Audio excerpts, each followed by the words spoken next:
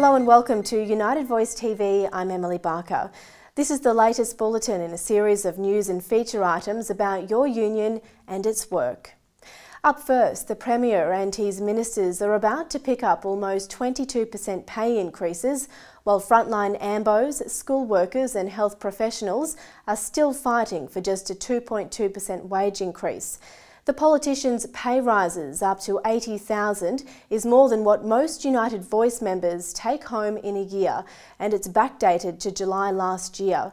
That's why United Voice Secretary Gary Bullock and teacher aide Colleen Dernian took to the media to call on the government to reject the massive pay hike. People at the coalface are struggling to get a decent wage to live on. And it wasn't just the Premier being targeted by United Voice. I would expect Anastasia Palaszczuk and every Labor Member of Parliament to refuse to take this money. Prison officers at the Arthur Gorey Correctional Centre are the only prison workers in Queensland to get no pay rise this year.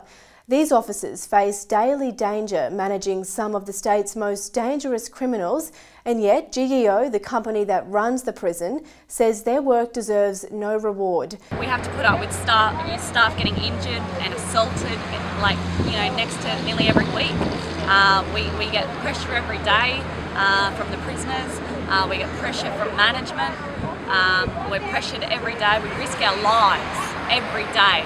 United Voice members launched 4-hour stoppages last month after more than 20 meetings with GEO failed to win a cent.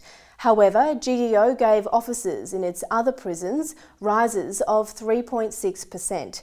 While a recent ballot saw GEO's agreement accepted by a margin of less than 1%, members have reported a number of irregularities in the voting procedure. United Voice is investigating these claims. United Voice's fight to keep school cleaners employed by the government stepped up during the recent Redcliffe by-election. A delegation of cleaners and a teacher aide met with the successful Labor candidate Yvette Darth. The education workers sought a commitment from the new Labor member to do all she could to protect cleaners from being contracted out. Their message was clearly heard, with Ms Darth signing a public pledge to oppose Campbell Newman's laws that strip away job security and protection against unfair workloads. But the call for a meeting with the government fell on deaf ears. A delegation of school cleaners brought a petition with 7,600 signatures to Education Minister John Paul Langbrook's office and held a rally outside.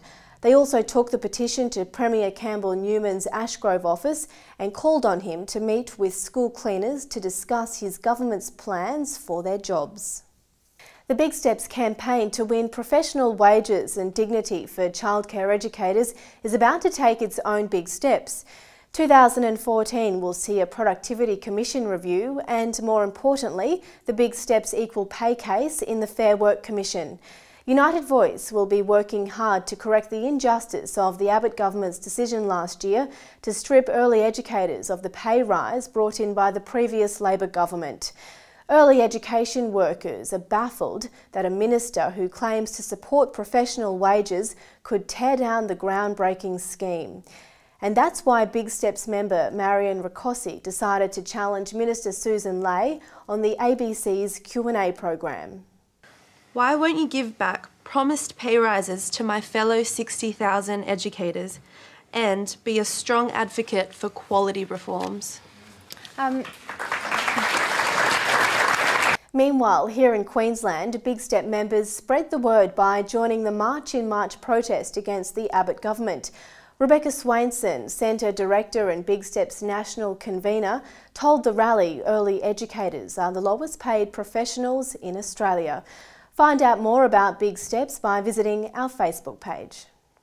Queensland Diagnostic Imaging staff are on the campaign trail after missing out on a pay rise in over 3 years. Their enterprise agreement has long expired, with many of the conditions outdated and below current industry standards. While United Voice is working hard with delegates and members to get a better deal, it's estimated workers have lost over $5,000 in the past 3 years. Union members are encouraging colleagues to join their campaign for a new agreement.